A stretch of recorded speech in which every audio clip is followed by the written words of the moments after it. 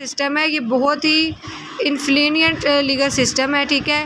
ये all over the world में जो है एप्लीकेबल है।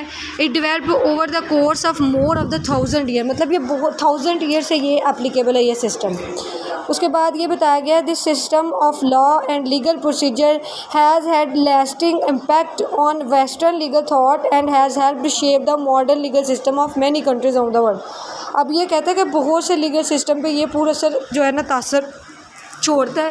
इसके अलावा बहुत से जो लीगल सिस्टम्स हैं ना कंट्रीज़ हैं जो वर्ल्ड की, उन्होंने इस सिस्टम को अडॉप्ट किया हुआ है।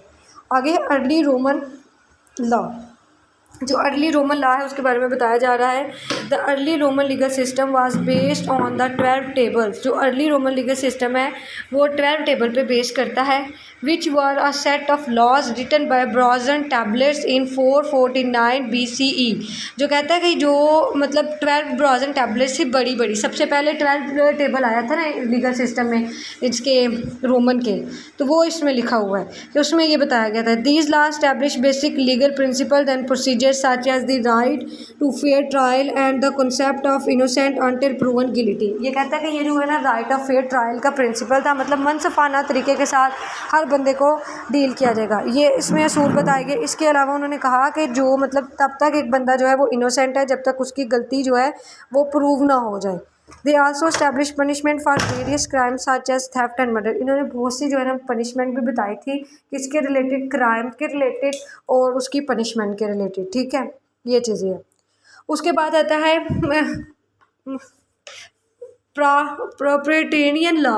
प्रिटेनियन लॉ क्या होता है कि ये पेट्रेटर जो होता है ना, चीफ जज जिसको हम कहते हैं, उसने जो कानून बनाया होता है उसको प्रिटेनियन लॉ कहा जाता है। In the early Roman republic the praetor was the chief magistrate responsible for administrating justice. Praetor जो होता है वो कहता है कि ये चीफ जस्टिस होता है, ये क्या करता है जितने भी रिस्पॉन्सिबिलिटीज होती हैं यही परफॉर्म करता है। The praetor would issue edicts that set out the rules of law for the year. मतलब प्रिडिक्स क्या करता है, ये कोड इसने इशू करे थे, ठीक है, जो कि बहुत से सालों तक इसको इस्तेमाल किया जाने लगा। These edicts become known as Praetor's Law and were a significant source of Roman law for countries। अब इसको कहते हैं कि ये जो प्रिएटर्स के कानून थे ये एक सिग्निफिकेंट लॉ था और इसको बहुत सी कंट्रीज में जो है वो इस्तेमाल किया जाने लगा।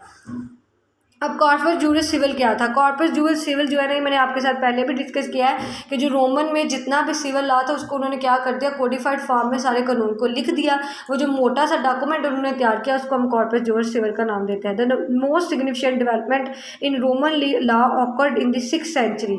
ये 6वीं सदी में जो है ये मतलब बहुत मुनफरिद सिग्निफिकेंट काम था। When the empire Justinian one commissioned a comprehensive legal code known as the Corpus Juris Civil. जब जस्टिनियन वन ने एक जो है वो कमीशन ने एक कम्प्रीहेंसिव जो है डॉक्यूमेंट तैयार किया जिसका नाम कॉर्पस जूरिस सिविल रखा। This code brought together all of the existing Roman law and legal president into a single document. जिससे क्या किया, जितने भी मतलब डॉक्यूमेंट्स थे, कोड थे, एग्जिस्टिंग लॉज थे, रोमन लॉ वालों ने क्या किया, उनको एक सिंगल डॉक्यूमेंट के अंदर लिख दिए गए, बस इतना। उसके बाद legacy of Roman law. The legacy of Roman law can be seen in the legal system of many countries. जो लेजेसी है रोमन लॉ की वो बहुत सी कंट्रीज़ में हमें देखने को मतलब मिलती है। इसका जो असासा है, जो मतलब ये कानून है, वो बहुत सी कंट्रीज़ में मौजूद है, ठीक है, दुनिया की। The principle of Roman law such as the concept of innocent under proven guilty and the right of fair trial have been incorporated into legal system of many countries. अब यहाँ पे ये बताया गया कि ये जो प्रिंसिपल है रोमन लॉ का कि जो बंदा है तब तक उसको मासूम समझा जाएगा जब तक उसकी गिल्टी प्रूव नहीं होती, उसका जुर्म प्रूव नहीं होता, या जो राइट ऑफ फेयर ट्रायल है कि एक हर बंदे का जो मतलब केस चलेगा, उसके खिलाफ जो प्रोसीडिंग चलेगी, जो कार्रवाई चलेगी वो बिल्कुल मनसफाना तरीके से होगी। तो ये हर कंट्री इस प्रिंसिपल को अडॉप्ट करती है। ये हो गई हिस्ट्री। इसके बाद इसकी डेवलपमेंट है तो ये सेम ही है।